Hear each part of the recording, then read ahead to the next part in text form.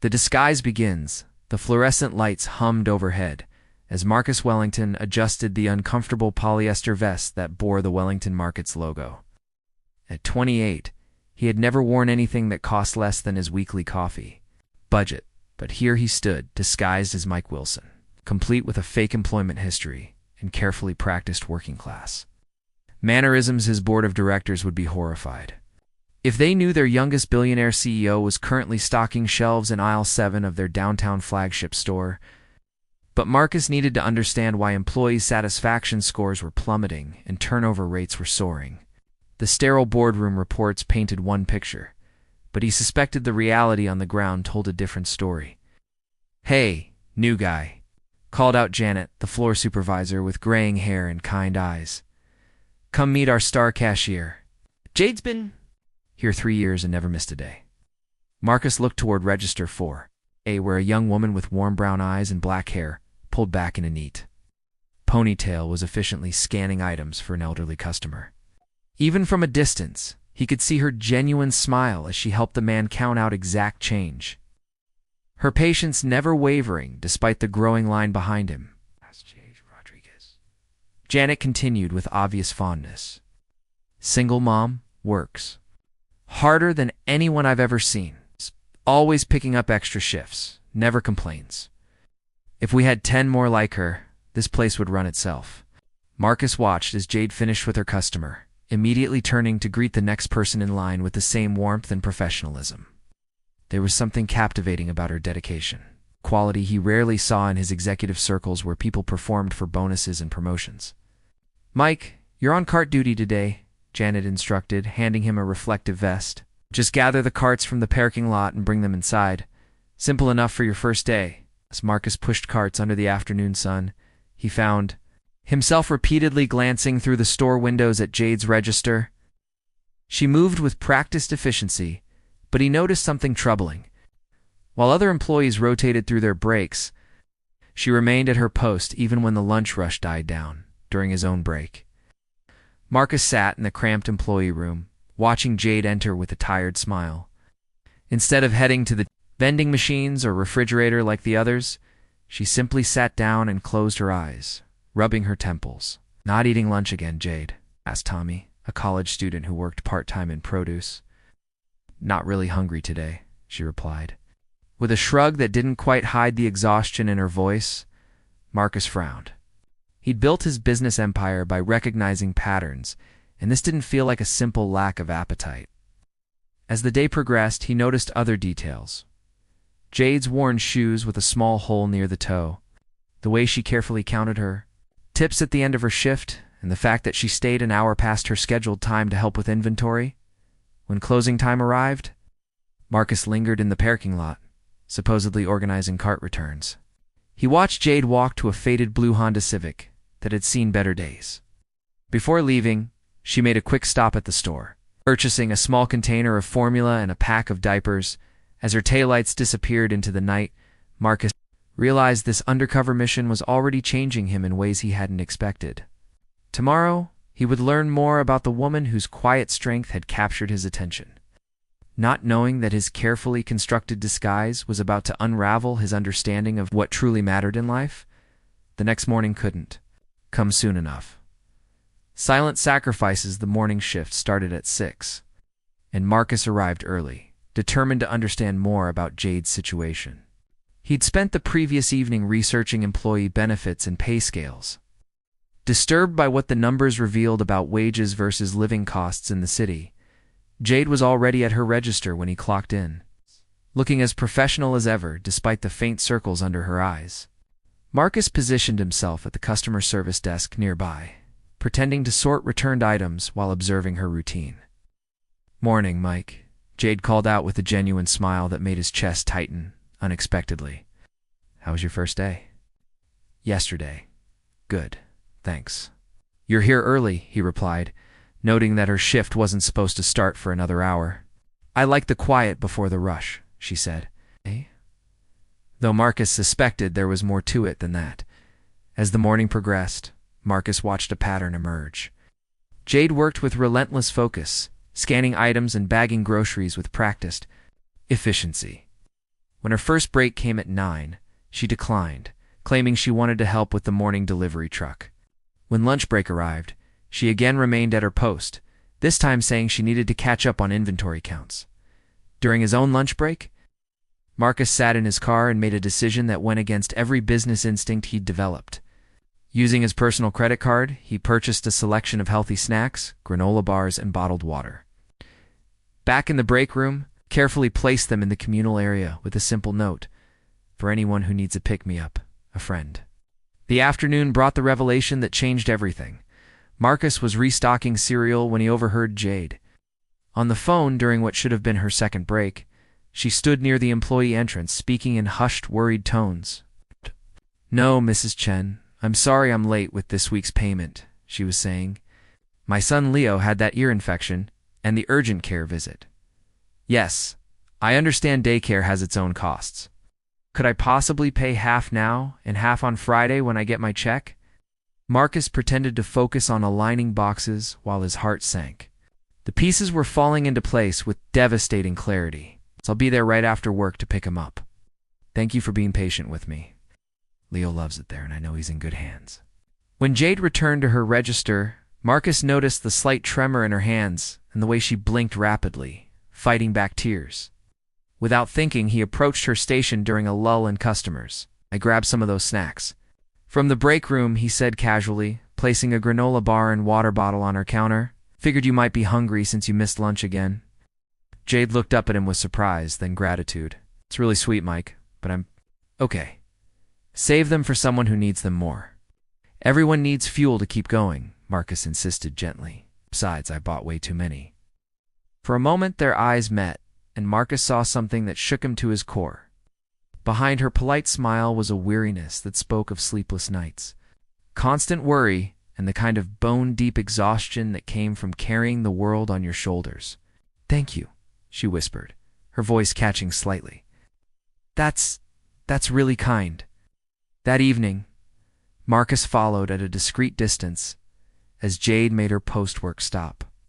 This time, he watched her spend nearly 20 minutes in the baby aisle, carefully comparing prices on formula and checking her phone calculator.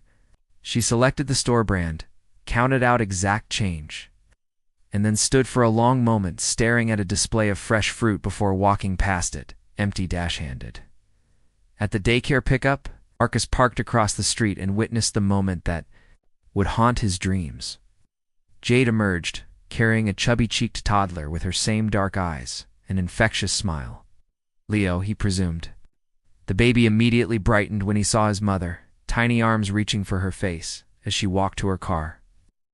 Jade pressed her face against her son's head, her shoulders shaking slightly. Marcus realized she was crying, whether from exhaustion, relief, or overwhelming love. He couldn't tell.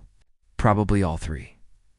That night, Marcus sat in his penthouse apartment, staring out at the city lights and thinking about a young mother who sacrificed her meals so her child could eat, worked extra hours to pay for daycare, and who somehow maintained grace and kindness. Despite carrying such an enormous burden alone, he'd started this undercover mission to understand employee dissatisfaction. Instead, he was discovering the true cost of the wage structure he'd never questioned. Measured in the daily sacrifices of people like Jade Rodriguez, tomorrow he would find ways to help without revealing his identity. He just hoped it wouldn't be too late. Growing connections 2 weeks into his undercover assignment, Marcus had developed a careful system of anonymous support for Jade. He arrived early each morning to stock the break room with nutritious snacks, always leaving simple notes like "enjoy" or "have a great day." He'd also started volunteering for the less desirable tasks: cleaning spills, handling difficult customers, staying late for inventory, anything that might make Jade's workday a little easier. What he hadn't expected was how much he genuinely enjoyed their growing friendship. "Mike, you don't have to keep bringing all these snacks," Jade said one morning, unwrapping a granola bar during a rare quiet moment at her register.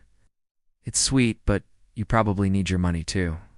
Marcus, who could have bought the entire store chain without checking his bank balance, shrugged casually. "My roommate's girlfriend keeps buying healthy food that he won't eat. I'm just the middleman." The lie came easily, but the guilt that followed surprised him. Over the past weeks, he'd learned more about Jade than most people in his life knew. About him, she was 24, had been raising Leo alone since his father left when she found out she was pregnant.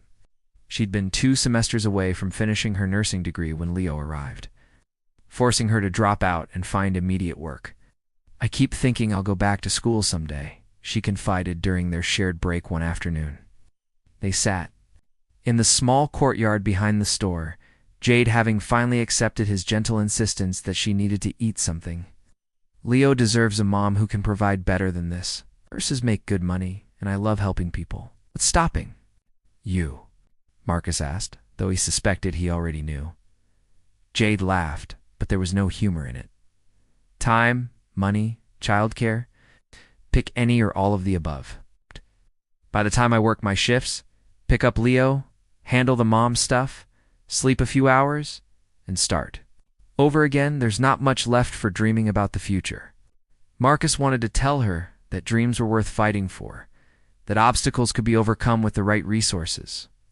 But as Mike Wilson, grocery store employee, those words would ring hollow. "Leo's lucky to have you," he said instead. "Not every kid gets a mom who would sacrifice everything for them." Something in his tone made Jade look at him more carefully. "You sound like you know something about that." Marcus hesitated. His own childhood had been the opposite of sacrifice boarding schools. Nani's parents who showed love through trust funds rather than time. I think kids know when they're loved. That matters more than people realize." Their friendship deepened as autumn turned to winter. Marcus found himself looking forward to their conversations, learning about Jade's world in ways that no corporate report could convey. She told him about Leo's first steps, which happened at daycare while she was working a double shift. About the night he had croup, and she spent 4 hours in the emergency room, terrified and alone. About her dreams of having a little house with a yard where Leo could play safely. "You're different from most guys," Jade said one evening as they worked together to straighten shelves after a particularly busy day. "Most men run when they hear single mom. You actually listen." Marcus felt heat rise in his cheeks. Maybe most men don't know what they're missing.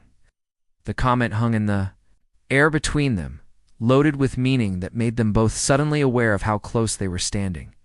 Jade looked up at him, her brown eyes searching his face, as if trying to solve a puzzle. "Mike, she started, then stopped as her phone buzzed with a text message. Her face immediately shifted to worry as she read it. "Everything okay?" asked Mrs. Chen. "Says Leo's been fussy all day and feels warm. I need to get him." She was already untying her apron, moving with the urgent efficiency of a mother whose child needed her. "Oh," Marcus said immediately. "We'll finish up here and let Janet know you had to leave early." "Thank you," Jade said, grabbing her purse. She paused at the door and looked back at him. You're a really good friend. I hope you know that." After she left, Marcus stood alone in the empty store, surrounded by the mundane tasks of retail work, but thinking about the warmth in Jade's voice when she called him a friend. In his regular life, relationships were transactions, networking opportunities, strategic alliances. This was different. This felt real. He spent the evening researching pediatric care and infant fever management, something that would have seemed absurd to his business associates, but felt completely natural now. He texted Jade from his Mike Wilson phone, asking how Leo was doing and whether she needed anything from the store. Her response came back quickly. "Fever broke around midnight. Thank you for asking. See you tomorrow." But Marcus knew that tomorrow would bring the same struggles, same impossible choices between her needs and her son's, the same quiet heroism that no one else seemed to notice. As he drove home to his empty penthouse, Marcus realized he wasn't just falling for Jade Rodriguez. He was falling for the person she was helping him become, someone who cared about more than profit margins and stock prices, someone who understood that real strength wasn't measured in net worth, but in the daily acts of love that held families together. The question that kept him awake wasn't whether he was ready to tell her the truth about who he was. It was whether he was ready to become the man she deserved. Truth, revealed the morning that changed everything, started like any other. Marcus arrived at work early, coffee in hand, and another anonymous care package for the break room.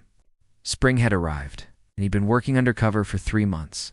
Now 3 months of growing closer to Jade, while living a lie that felt heavier each day. He'd fallen completely, irrevocably in love with her. It wasn't just her beauty, or her strength as a mother, though both took his breath away daily. It was the way she remembered every regular customer's name, how she shared her lunch with Tommy when his financial aid was delayed, the gentle way she handled difficult situations. Jade had a grace that his wealthy circles lacked: authentic kindness that didn't calculate the return on investment. "Mike, corporate's coming for a surprise inspection today," Janet announced during the morning huddle. "Some big shots from headquarters want to see how the flagship store operates. Everyone stays sharp." Marcus felt his blood turn cold. He'd deliberately chosen a location where he wasn't likely to be recognized, but Wellington retail executives would know him instantly. Panic set in as he realized his carefully constructed world was about to collapse. "I should probably call in sick," he mumbled, already backing toward the employee entrance. "You can't leave me short-staffed today of all days," Janet protested. "Besides, you're one of my best workers. I want them to see what good employee is look like." Before Marcus could escape, the automatic doors whooshed open and his nightmare walked in. Richard Hawthorne, his chief operating officer, strode through the entrance with 2 other executives, tablets in hand, and expressions of corporate authority. "Oh no," Marcus whispered, ducking behind a display of seasonal items. But it was too late. Richard's eyes swept the store in a practiced assessment and landed directly on him. The man's face went through a series of expressions: confusion, recognition, then barely concealed shock. "Marcus," Richard called out, his voice carrying across the store. "Marcus Wellington? Out. What the hell are you doing here?" Every employee in earshot turned to look. Janet's mouth fell open. Tommy dropped a box of oranges. And Jade, beautiful Jade at Register 4, looked from Richard to Marcus with growing confusion and then dawning horror. "You know, Mike?" Janet asked Richard, her voice uncertain. Richard laughed, a sound devoid of humor. "Mike, this is Marcus Wellington, our CEO. He owns this entire chain." His voice grew louder, attracting more attention. "Sir, what exactly is going on here?" "The board has been looking for you. You've missed 3 executive meetings." The words hit the store like a bomb. Conversations stopped. Customers stared. But all Marcus could see was Jade's face as the truth crashed over her like a wave. Her expression shifted from confusion to betrayal, then to a kind of devastation that made his chest ache. She stepped back from her register as if she'd been slapped. "Jade," Marcus started, moving toward her, but she held up a hand to stop him. "Don't." Her voice was quiet, but carried clearly in the sudden silence. "Just ... don't. I can explain. Explain." "What?" Her eyes blazed with hurt and anger. "That you've been lying to me for months? That while I was worrying about paying rent and buying formula, you were playing some sick game?" Marcus felt every eye in the store on him. Richard and the other executives watched with fascination, as if this were entertainment rather than his life falling apart. Janet looked confused and slightly betrayed. But all that mattered was Jade, who was already untying her apron with shaking hands. "It wasn't a game," Marcus said desperately. "I needed to understand." "Understand what?" "How the poor people live." Jade's voice cracked with emotion. "Was I some kind of research project? Poor single mother. Let's see how she survives on minimum wage? No, it's not like that. Then what is it like?" She threw her apron on the counter. "Because from where I stand, it looks like a rich man decided to play pretend in my world." "Did you laugh about it? About how I skipped meals and worried? About daycare payments, while you probably spend more on lunch than I make in a week?" The accusation hit harder than any physical blow could have. Marcus saw himself through her eyes, privileged, deceptive, someone who had invaded her life under false pretenses. The fact that his feelings were real, that he'd genuinely come to care about her struggles, seemed irrelevant now. "I never laughed," he said quietly. "I fell in love with you." Jade stared at him for a long moment, tears threatening to spill. "You fell in love with me? You don't even know me." The Mike Wilson I cared about was honest, hard-working, someone who understood struggle. That person doesn't exist. She grabbed her purse from under the counter. Janet, I quit. I'll pick up my final check later. Jade, wait. Marcus reached for her arm, but she pulled away. Don't touch me, and don't follow me. Her voice broke completely. You want to understand the working class? Here's a free lesson. We don't appreciate being lied to by people who could solve our problems with pocket change, but choose to watch us suffer instead. She walked toward the exit, and Marcus felt his world crumbling. Jade, please, let me explain. Let me make this right. She paused at the door, not turning around. You want to make it right? Leave me alone. Find someone in your own tax bracket to play games with. The automatic doors closed behind her with a finality that echoed through the silent store. Marcus stood frozen, aware that his cover was blown, his mission exposed. The woman he loved was gone, possibly forever. Richard cleared his throat. Well, this is certainly unexpected, sir. Perhaps we should discuss this situation in private. But Marcus barely heard him. He was thinking about Jade's tears, the betrayal in her voice, and the horrible realization that in trying to understand her world, he had become everything she had reason to hate about his. The question now wasn't whether he could win her back, it was whether he deserved the chance to try. Love beyond wealth. 6 weeks. Passed in a blur of sleepless nights and strategic planning that had nothing to do with corporate profits. Marcus had returned to his executive life, but everything felt hollow. Board meetings, profit reports, merger discussions, none of it mattered when he couldn't stop thinking about Jade's tears and the way she'd looked at him like he was a stranger. He'd had his security team discreetly ensure she was financially stable. Her rent was mysteriously paid ahead for 6 months by an anonymous benefactor. And Leo's daycare received a generous donation that significantly reduced fees for all single parents.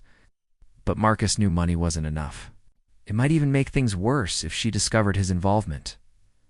What? Jade had said haunted him. She'd fallen for someone who didn't exist. But that wasn't entirely true. The Mike Wilson who brought her snacks, who listened to her dreams, who stayed late to make her job easier, that person was real. That person was who Marcus wanted to be. The breakthrough came from an unexpected source. Sir, his assistant Patricia peeked into his office. There's a Mrs. Chen here to see you. She says it's about Jade Rodriguez. Marcus's heart raced as a petite older woman entered his office, carrying herself with the dignity of someone accustomed to fighting for what mattered. Mr. Wellington, she said, taking the seat across from his desk without waiting for an invitation. I run Little Star's daycare. Jade Rodriguez's son Leo has been with us for over a year. How did you find me? Mrs. Chen smiled knowingly. Mother talks about the people who matter to her. For months, Jade mentioned Mike from work, how kind he was, how he made her laugh during difficult days. When the news broke about your undercover work, she stopped mentioning him. She also stopped smiling. Marcus leaned forward. Is she okay? Is Leo there surviving? Which is what Jade does best. But surviving isn't living. Mrs. Chen's eyes were sharp, assessing. Enrolled in community college. Night classes for her nursing degree. Broke my heart to watch her figure out how to manage everything alone again. She's going back to school? Marcus felt a mixture of pride and regret. This was what she'd dreamed about, but she was doing it the hardest way possible. What? Against all odds, like everything else in her life. Mrs. Chen paused. I've been caring for children for 30 years, Mr. Wellington. I've seen what love looks like, and I've seen what manipulation looks like. What you did, was it love or curiosity? The question hung in the air. Marcus thought about 3 months of shared breaks, of learning Jade's dreams and fears, of falling asleep thinking about her laugh and waking up wondering how she was managing alone. Love, he said simply. It started as a business investigation, but it became love, real love. Mrs. Chen nodded as if she'd expected that answer. Then you need to prove it, not with money. Anyone can throw money at a problem. Consistency, with sacrifice, with showing up when it matters. How she won't see me, won't take my calls. She's taking anatomy and physiology at Metro Community College, Tuesday and Thursday nights. Building 12, Room 205. Starts at 7. Mrs. Chen stood to leave. What you do with that information is up to you. That Thursday evening, Marcus sat in his car outside Metro Community College, more nervous than he'd been in any boardroom negotiation. Students streamed past, young people juggling work and education, older adults pursuing second chances, all of them chasing dreams despite obstacles. At 8:45, Jade emerged from Building 12, textbook clutched to her chest, looking exhausted but determined. She'd cut her hair shorter, and there were new lines of stress around her eyes. But she was still the most beautiful woman he'd ever seen. Marcus took a deep breath and approached her. Jade. She stopped, her entire body going rigid. When she turned, her expression was carefully neutral. "Marcus, what are you doing here?" "Learning," he said quietly. "You were right, I didn't really know you. The person I fell in love with was real, but I only knew part of her story. So now you're stalking me.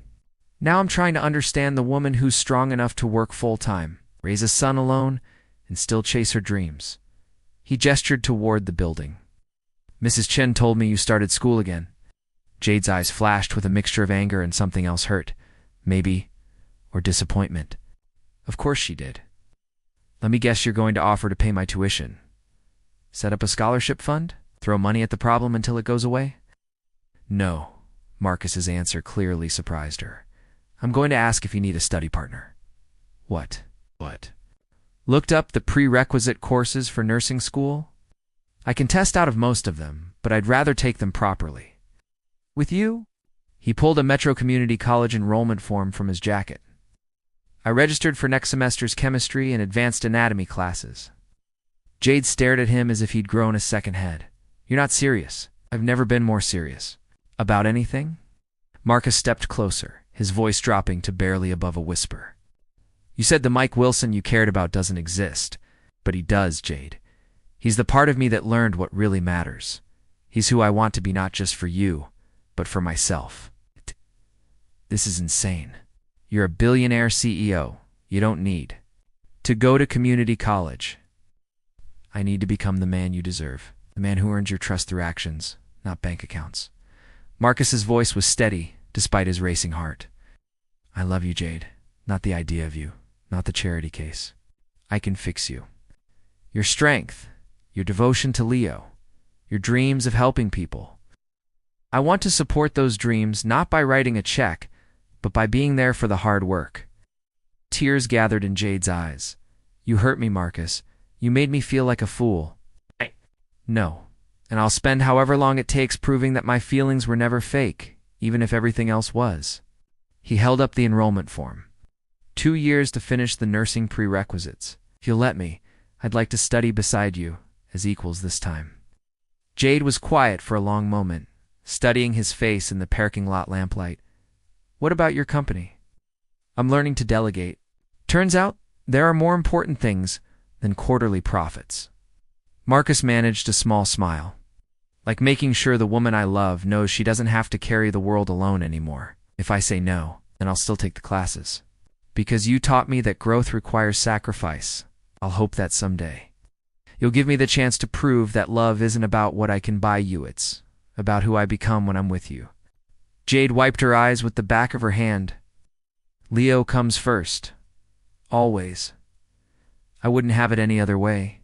And no special treatment. If we do this, we do it like everyone else, studying in the library, eating vending machine dinners, stressing. About exams?" Marcus's heart soared. "Does that mean?" "It means," Jade said, the ghost of a smile touching her lips, "you better get used to instant coffee and late nights." Nursing school is harder than running a company. So they walked toward the parking lot together, carefully, cautiously. Together, Marcus realized he'd finally found what he'd been searching for without knowing it. Not just love, but purpose. It's not just success, but meaning. 2 years later, at their joint graduation ceremony, Marcus would propose with a simple ring he'd saved for months to buy. No family diamonds. No trust fund extravagance, just a symbol of the man he'd become through loving her. But that night, walking Jade to her car under the stars, He was already the richest man in the world because he'd learned that true wealth wasn't measured in dollars. It was measured in the moments that mattered, the dreams shared, and the love that grew stronger through every challenge they faced together.